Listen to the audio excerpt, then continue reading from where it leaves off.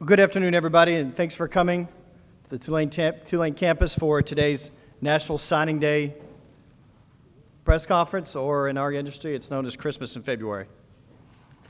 Today, we'll meet and hear from our new head coach, Willie Fritz. If you guys have any questions, please feel free to ask me.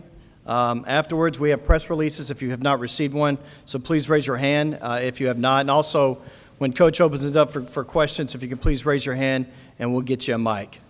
And now here's our first-year head coach, Willie Fritz.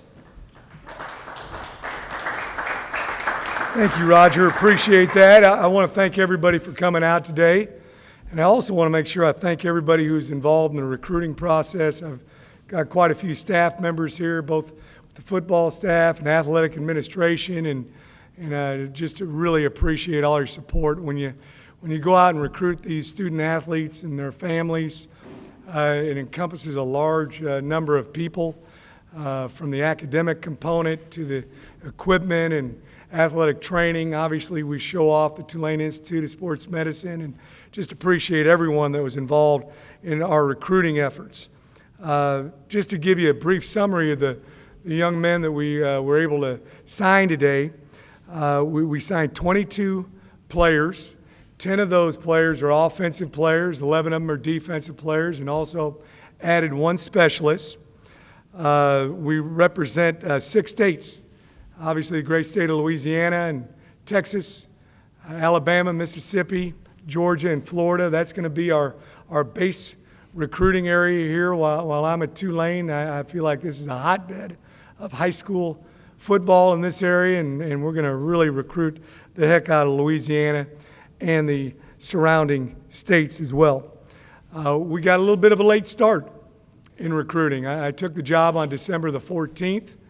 Then the NCAA had a dead period, which ran from December the 16th until January the 14th. So during that month time, we were evaluating prospects. We were making contact with them via the telephone and social media. I was putting a staff together. I was kind of figuring the lay of the land out here at Tulane and also in New Orleans area. And even though we had a late start, I think we put together an outstanding recruiting class. 4 of these athletes were represented on the ESPN Top 100. I know most coaches will tell you they don't care about stars or lists, and normally those are the coaches who sign guys who aren't on any lists or don't have any stars. But we're certainly proud that a lot of these guys were recruited by a lot of Power 5 schools, a lot of other schools in the American Conference, and had a lot of interest from a lot of programs nationally. We addressed some specific needs. We needed to sign a couple quarterbacks. We were fortunate enough to sign a couple quarterbacks. Presently, we only have 4 wide receivers on scholarships, so we wanted to make sure that we signed some receivers. We signed 4 receivers that we think have the opportunity to play for us right away. And we also felt like we needed to sign some defensive backs, and we signed 3 safety guys. Our plans are to play everybody right away. I think this is something that was attractive to the student athletes that we were talking to. That we're not planning on redshirting anyone. All hands on deck. We want to have 85 scholarship athletes representing the Green Wave next season on the field. So that's a brief summary of our recruiting class, kind of our needs, kind of the areas that we recruited, and I wanted to open it up for any questions that anybody might have. Please raise your hand if you have a question. We've got a mic to you. As you mentioned, quarterback was a big need. You only have 2 on campus right now that are scholarship. How much? Well, 3 with the guy came. How do you like these guys, and what do you see as their chances to be able to play right away? You know what, the players that have been here at Tulane, I've been very impressed with their work ethic. Unfortunately, when I took the job, I'm on the road recruiting. I had a team meeting with them, and I've only been around them during the recruiting weekends. Yesterday, we had an outstanding early morning workout. Our strength and conditioning staff has been very impressed with the work ethic of our guys. I've kind of given everybody a clean slate And we're going to go through these 15 practices. Our spring ball will begin on Monday, March the 14th, and will culminate with our spring game on Saturday, April the 16th. And I'm really going to be able to make opinions on these guys as far as the football aspect after we get done with those 15 practices. So it'll be interesting to see how they fit into what we've done in the past. But one thing we've been able to do is adapt and change to our personnel. You know, what our offense, what our defense, what our special teams is going to be like in the fall is going to be predicated to what we see this spring.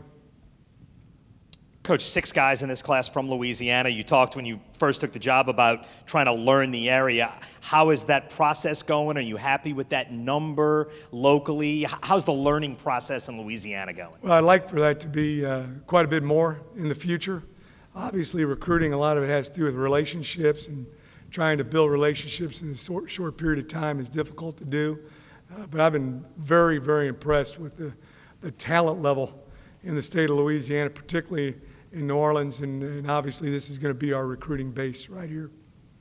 You talked about the need at wide receiver and at defensive back. You get a guy like Trey Jackson who is really good at doing both of those things. Where do you guys see him, or is it something that's going to kind of play itself out once he steps on campus? Well, that's a good problem to have with Trey, and there's quite a few of these guys that are multi-talented. They can play on either side of the football. When I look at a defensive guy, if he's playing defensive back, if he's not carrying the ball in some way, shape, or form, either as a receiver, a quarterback, or a running back, that kind of puts up a red flag for me.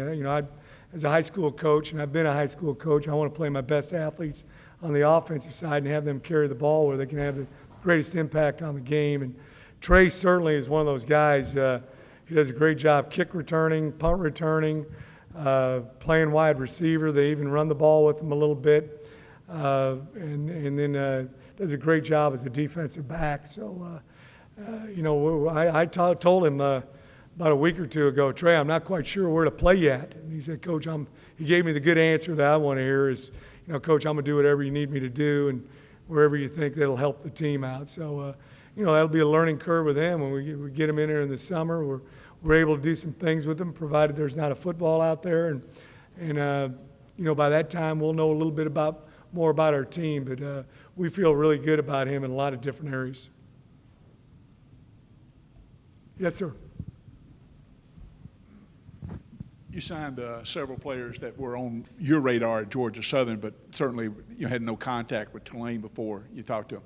How much did that become like a personal selling job, faith in you and your staff? And do you feel like that how much are you going to be doing for players like that to adapt to the culture at Tulane? Well, obviously, it's a little different this year coming in late, and next year we'll have a full year under our belt. But it's amazing how many kids reached out and contacted our staff, myself, about, hey, Coach, we would be very interested in coming over to Tulane. And some of the kids we knew prior, some of the kids we didn't. But, certainly the Tulane name is out there, particularly academically.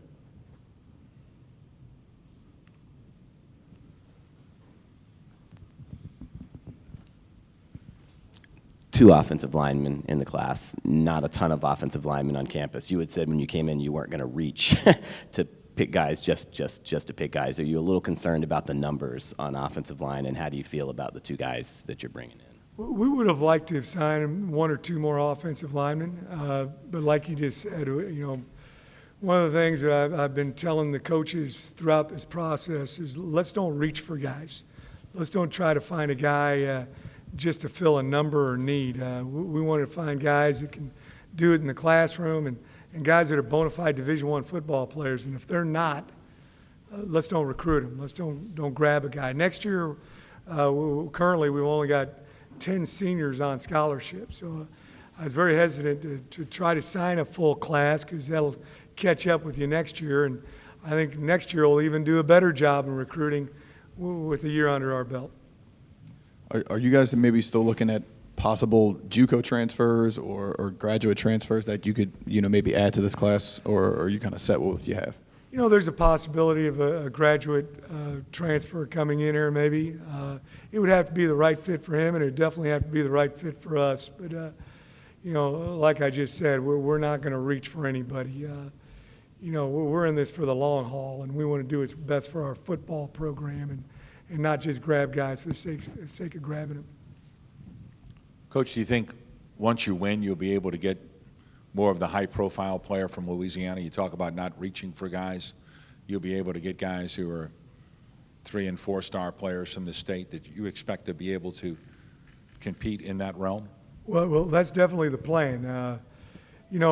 Quite a few of these kids, when they committed to me and I talked to them on the phone, I told them, it's really special to be the part of the first recruiting class under my regime, obviously. And one of the things we're going to be able to do here in 3 or 4 years, we're going to have kids that are going to want to come to Tulane because we've been in multiple bowl games. We've won a bunch of games.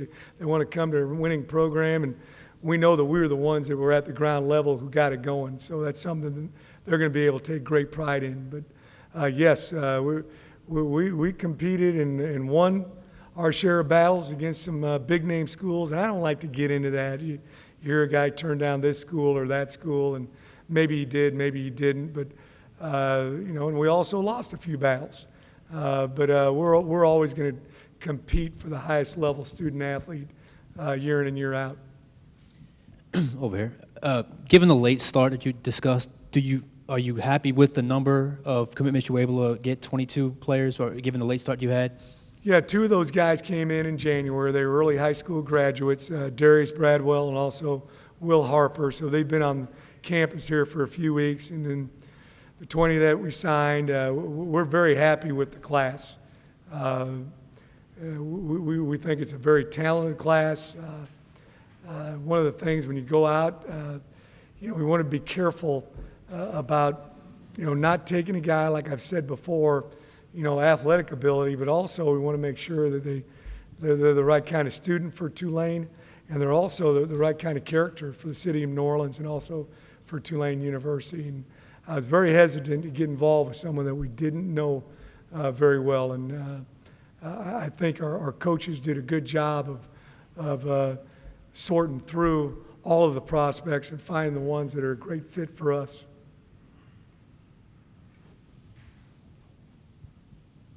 The conference is so spread out, it's hard to see a lot of overlapping, except maybe in Texas for recruiting. But even at this early date, can you tell that you've got to upgrade the level of talent here to be able to compete in this conference? Well, obviously the Americans have a very, very, very competitive conference and a lot of great teams in the conference. I've been impressed with the guys the 5-6 times I've been in the weight room. Yesterday we went outside and worked with them. We're not counting on next season. One of the things I talked to our players in our first team meeting, and I asked the seniors if they wanted to go through a 3-year rebuilding project, and unanimously they decided they didn't want to do that. So we're going to get after it this season, and one of the things that I've preached to our players and our fan base is, if a Memphis, if a Houston, if Temple can do it, why the heck can't we get it done here at Tulane? Our goal is to build a consistent winner here. They've had some great teams here in the past. We need to just do that year after year after year. How much does it benefit somebody to come in and practice in spring, the 2 freshmen that are coming in your experience? How huge a factor is that compared to guys that just show up on campus? I think it's a big benefit. If you look at some of the schools nowadays, they're almost doing their whole class. There's one school that was in the Final Four that I think, they signed 23 kids, and I believe 20 of them were early signees, came in early. So that's with identification. It takes you looking out, at a guy when he's a sophomore and a junior, and making sure he's got a plan in place with his coaching staff to have the ability to graduate and come in early. I certainly don't want a guy to not enjoy his high school career, but both these young guys, Will and Darius, they really wanted to come in early, and I think you would, when you talk to them at some point in time, they're going to say, yeah, this was a huge benefit. And you've addressed it a little bit, but nobody from New Orleans in this class. Obviously, you think that's a one-year aberration because you came in Yeah, late? we tried on quite a few kids and had quite a few kids in to visit. Unfortunately, getting in late is difficult, establishing those relationships. And a lot of the kids that we were on were really high-profile kids. Coach, there was at least one quarterback in state that you were extremely interested in, offered, and went somewhere else. What do you think? You think after 1 year of seeing what you can do offensively here, that maybe you'd be in a much better position to be able to get a player like that? No, I agree with you. I think once we get in there and we show exactly what we're going to do offensively, sometimes you get a quarterback, and our last 2 seasons at Georgia Southern, I'm very, very proud of the offense that we put on the field. We led the nation in rushing in 2014 and 15. But sometimes kids think that's all you're going to do is run the football. That's what our team was built for. Other schools that I've been at, we've thrown the ball very effectively. Sam Houston, we led the nation a couple of years in pass efficiency offense, and I think our last season there we had 34, 35 touchdown passes. So we're going to adapt our personnel, and we certainly want to do it both ways. I think if you're too much of a pass team, too much of a run team, sooner or later you're going to get stopped. So we want to be able to have the ability to do both. And I think after a year of kids seeing what our offense really is, what we want it to be, or my offensive coordinator's sitting right over here, Doug Roos, and we've talked about this quite a bit over the last month. I think kids will be impressed, and it'll be an offense that a multi-talented quarterback will thrive in.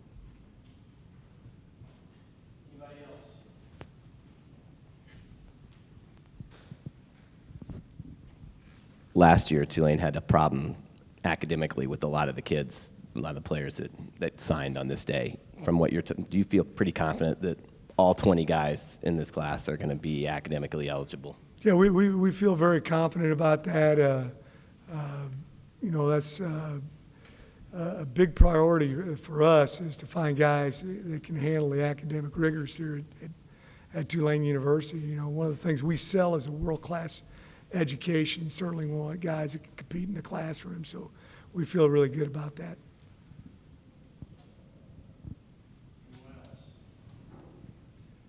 Well, once again, thank you all very much for coming out. We appreciate it. Roll wave.